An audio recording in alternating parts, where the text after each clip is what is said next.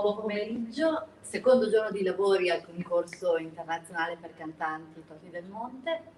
Siamo qui ancora nel corner del Toti Talk e finalmente possiamo svelare l'ospite di questo pomeriggio, Donella Del Monaco, il cui cognome da solo evoca una parte della storia di questo teatro. Ecco, oggi con Donella, grazie per la tua presenza qui, mentre naturalmente continuano le fasi di concorso, vogliamo intessere un po' i fili della storia di questo concorso. Insomma, stiamo parlando di 49 edizioni che hanno contraddistinto la vita culturale della città di Treviso, ma soprattutto che hanno visto partire da Treviso tante carriere. Donella rappresenta veramente un concentrato di quello che è successo al concorso, perché nipote di Cotal, personaggio Mario Del Monaco naturalmente, figlia di Marcello Del Monaco, che per i fini del concorso è ancora più importante di Mario, perché fu un grande maestro di canto e creò moltissime voci, soprattutto maschili, che poi risultarono vincitori e vincitrici in questo concorso, e Donella stessa, nella sua veste di cantante e di performer, giurata anche al Toti del Monte. Sì. Insomma, riannodi un filo, direi trentennale, vero? Sì, è vero. Sì, ecco. sì. Però tu sei cresciuta nell'ambiente della lirica, ça va sans dire, tra uno zio vivo internazionale e un padre insegnante. Sì. Poi anche questo, no? Sono nata con i vocalizzi. Ecco, insomma, diciamo, il filo rouge della tua vita sono i vocalizzi. E a casa, appunto, nello studio di tuo padre, hai conosciuto e incontrato tante voci celebri Sì. che hanno vinto il concorso. Vogliamo cominciare a fare qualche nome?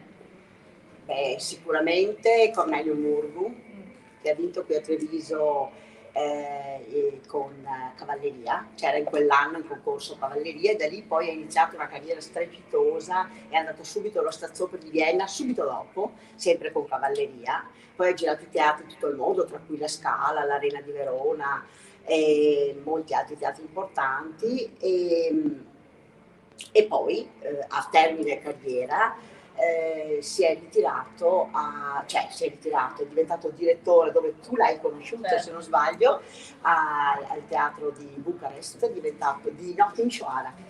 È diventato direttore artistico e è stato anche un brillante direttore artistico, mi si dice, del teatro di Timișoara. Va detto che ha cantato moltissime volte anche l'Otello, perché aveva una vocalità importante, drammatica, data anche all'Otello, quindi ha fatto una splendida carriera. Questo è il ritratto di... Tuo padre lo chiamava il cavallo bianco, no? Che era il cavallo di razza, diciamo, quello che si distingueva un po'. Mio padre aveva questo termine che nessuno capiva bene quando gli veniva in audizione un tenore che lui reputava eccezionale, anche se al momento stava studiando, quindi non si poteva, era un diamante grezzo, diciamo. Allora lui si girava e diceva: guardi, lei è un cavallo bianco. E rimaneva così, non capivano cosa volesse dire. In realtà era un grandissimo complimento. Nella stessa edizione, vincitrice, siamo nel 78, nel ruolo di Santuzza abbiamo... La Beatrice Bianco, anche quella soprano drammatico, che infatti fece il ruolo di Santuzza, anche lei fece una bella carriera, studentessa, anche una bellissima donna, e adesso invece alla fine della sua carriera, insomma, diciamo nella parte ultima della sua carriera, ha creato una grossa associazione culturale e musicale a Bologna, una scuola di canto con grande spettacolarità, insomma, produce anche spettacoli e concerti di grosso pregio. Citando sempre poi tra i cantanti che vinsero il concorso, ma anche che magari arrivarono in finale e poi vennero chiamati, un altro nome che mi viene è quello di Silvano Carroli. Beh, Silvano Carroli è stato un baritono tra i più celebrati e anche lui carriera strepitosa, persona amabilissima, simpaticissimo. Lui non vinse qui, però poi venne chiamato per vari Puccini, mi ricordo un Tabarro con lui. Invece un altro baritono che qui vinse, altri due, Elia Padovan e Antonio Salvatori, che risultarono vincitori dei primi anni.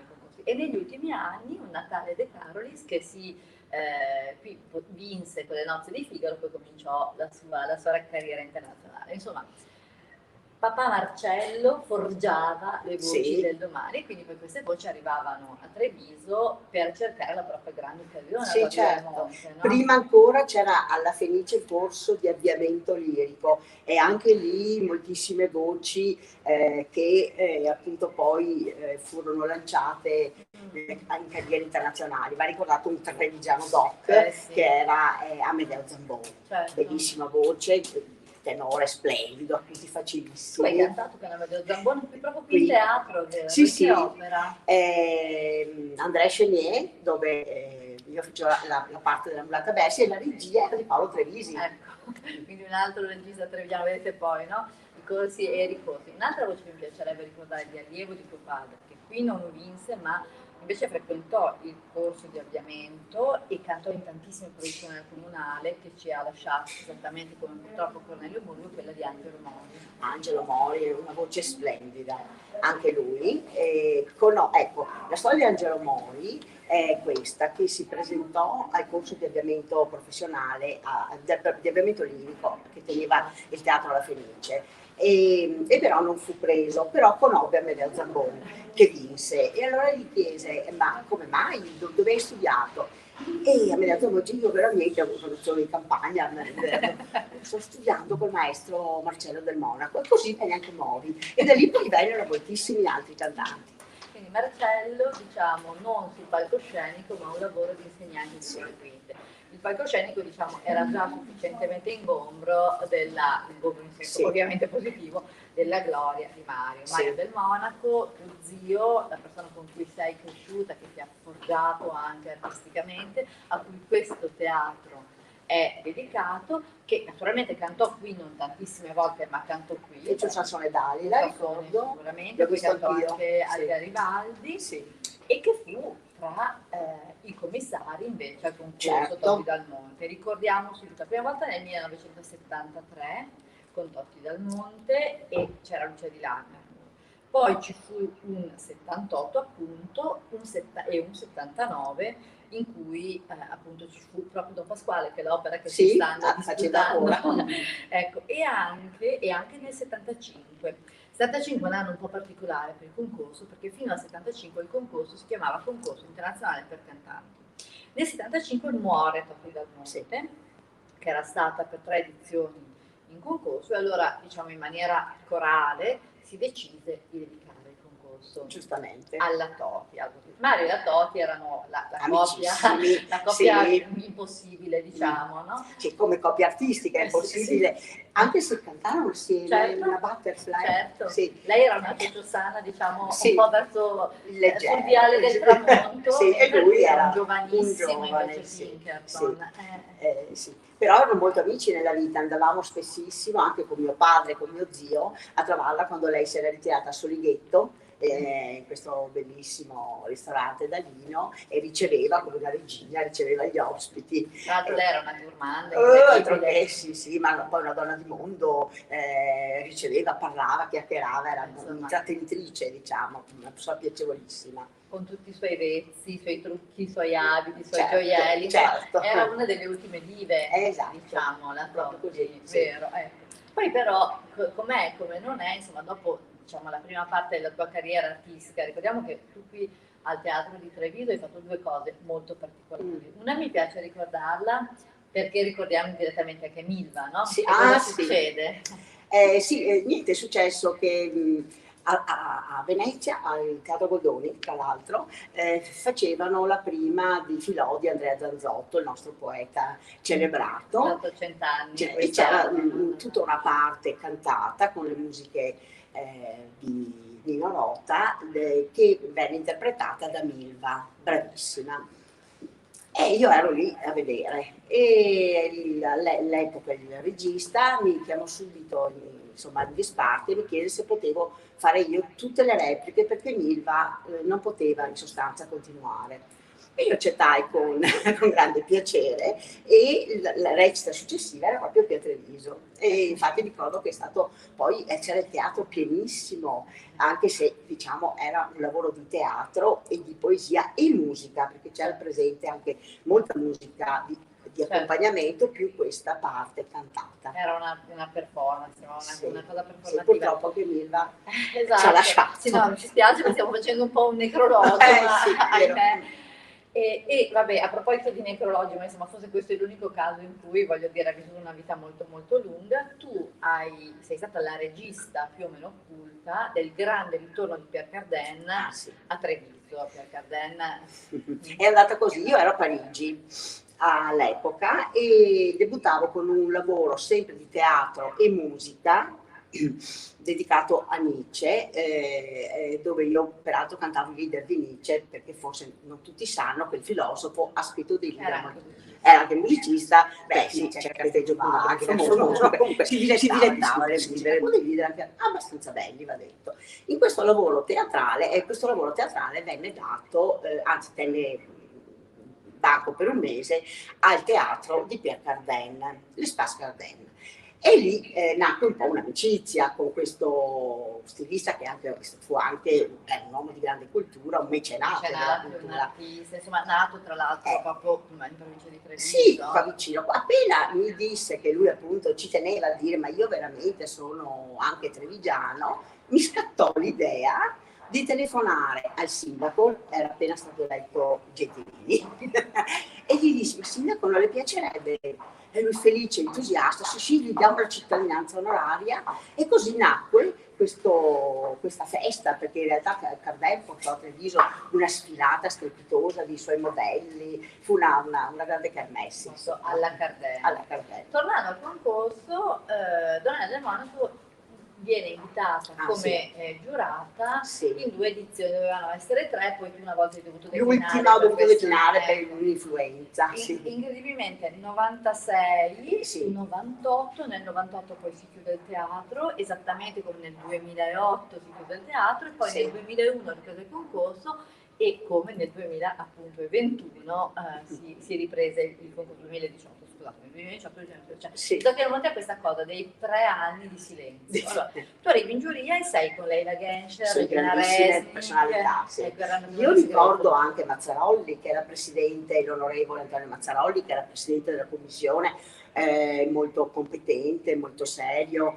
Al pianoforte la maestra accompagnatrice era sempre la pianista Elisa Ferrari, che tutti ce la ricordiamo molto bene. Vabbè, una colonna di questo teatro. Malaguti all'epoca era il direttore del teatro, segretario generale, adesso sì, in carico.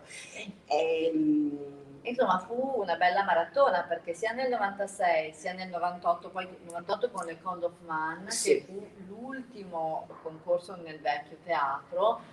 Ti ricordi una bella settimana di audizioni? Certo, erano periodi intensissimi, perché appunto sono ore e ore di audizioni, scrivevamo i commenti, poi c'erano anche un po' di discussioni, perché un po' di dibattimento per chi preferiva un interprete, chi preferiva un altro, però tutto sempre, come si può dire, nella più corretta devozione all'arte.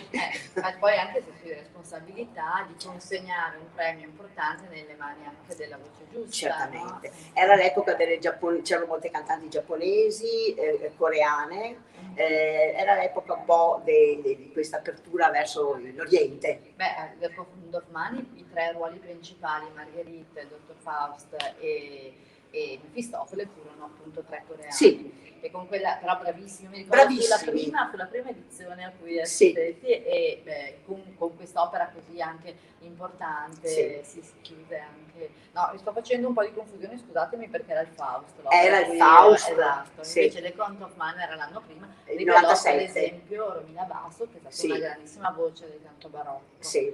Insomma, quindi da ex giurata, che cosa ti senti di dire ai giovani artisti che sono qui, che stanno disputando questa settimana molto intensa? Vorrei dire una cosa: concorsi ce ne sono moltissimi, ma questo è importantissimo perché è un debutto, quindi è un lancio vero, è un lancio perché alla finale, al loro debutto, verranno direttori di teatro, gente importanti, e quindi lo dimostra la storia, che ha vinto il concorso, poi è stato lanciato nei teatri internazionali. Non è un concorso come ce ne sono, che fioriscono continui, che vinci qualche cosa, però poi tutto si ferma.